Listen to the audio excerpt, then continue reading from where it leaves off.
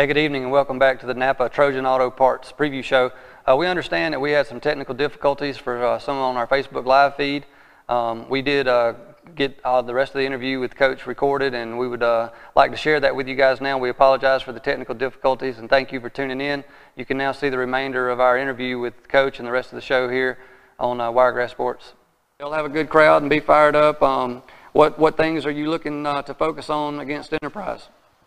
Well, this game didn't happen by accident. We've since I've been here the 4 years, we've played quality teams. We played a 7A school in Davidson 4 years ago. We played them back-to-back, first time in Troy, and then where we got a win against those guys, and then we traveled down to Mobile and didn't come out on the winning end, but played a very good ball game. So, I don't think our guys are necessarily intimidated about playing a big school in Enterprise. We've been playing 6A schools every year also in our non-region.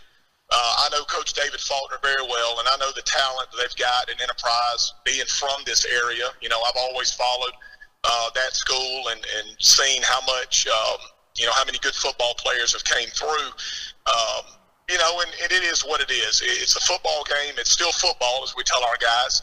And, they've got a lot of key players back from last year. They had a tough season and only winning 2 ball games. And in talking to Coach Faulkner, we've talked about some of those ups and downs and all the injuries they had.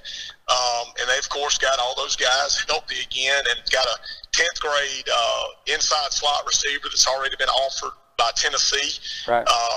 He's a big-time talent. They're always physical. I think their up-front guys, especially on the offensive line, are younger than what they've had in the past. They graduated several O-linemen last year. Looks like their D-linemen are as strong as usual.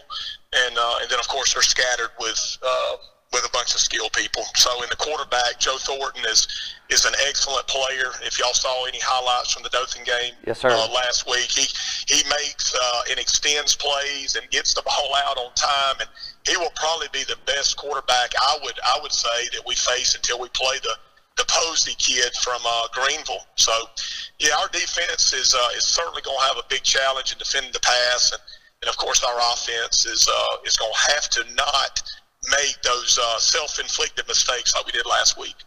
Yes, sir. I was reading about the game a little in the Dothan Eagle, and the Thornton kid you mentioned at quarterback, he's definitely going to be fun to watch, as well as some of your guys.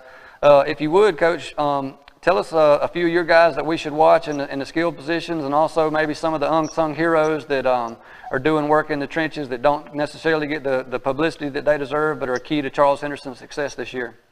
Well, I like to start up front. I coach the offensive line, and my son actually plays offensive line as well. He's a 10th grade guard, and I think that, of course, it would go, without me saying that it's anchored by the 2 senior offensive linemen, at least on the offensive side of the ball, Will Reeves and Zach Jones. Will Reeves, Division I prospect that plays left tackle. Zach Jones is our center. He's an undersized guy, but he's probably one of our most aggressive, hard-working, consistent linemen that I've had since I've been there. And in the defensive line, senior Cole Coppage, defensive end, very talented player, very consistent as well, hard-working. And then we've got a 10th grader, Darius Northcutt, that's a young, big D lineman that we're excited about, not to mention a few others. But skill position-wise, you're going to hear about DQ Tony, the quarterback. Right. He's played receiver for us, but, 2 years ago we moved him to quarterback, and he played 8 ball games. He's a left-handed thrower, very good runner. That's a kid that we certainly rely on. We got a young running back. We graduated Jared Wilson last year to South Alabama, and so he's probably going to be starting down there this weekend. But a kid named Jonathan Carter, number 26, will be carrying the football most of the time.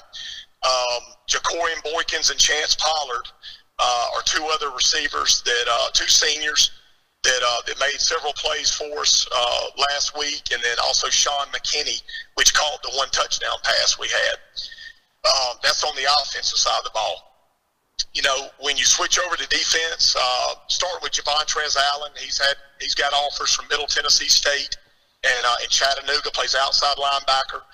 Camden Conan, which is the son of defensive coordinator Vic Conan at Troy. His son is the Mike linebacker.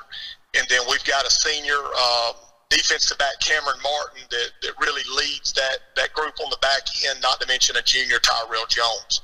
So those are guys that I feel like that we're going to hang our hat on and really lean on to make plays, not just this week, but every week throughout the season.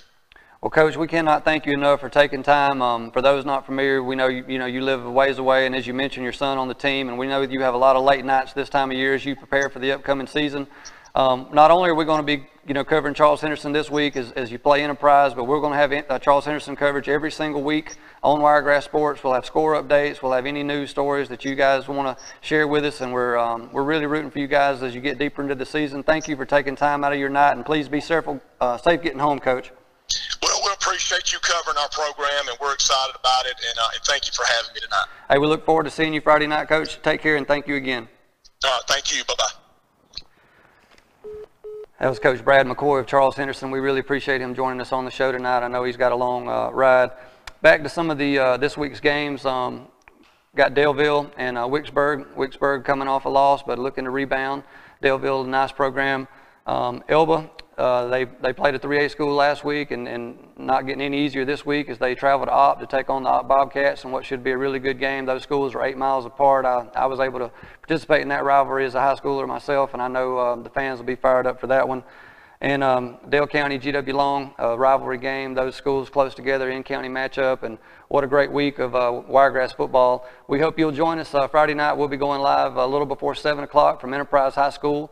Hope you'll tune in and join us. We'll have that game as well as local scores, coverage at halftime. Feel free, if you guys are watching and you have any pictures, scores, highlights, if you'll share them with us Friday night, we'd be greatly appreciative. Make sure you guys get the credit for your contribution. Thank you for watching the Trojan Napa Auto Parts preview show. Joshua Hodge, we will see you Friday night live from Enterprise High School.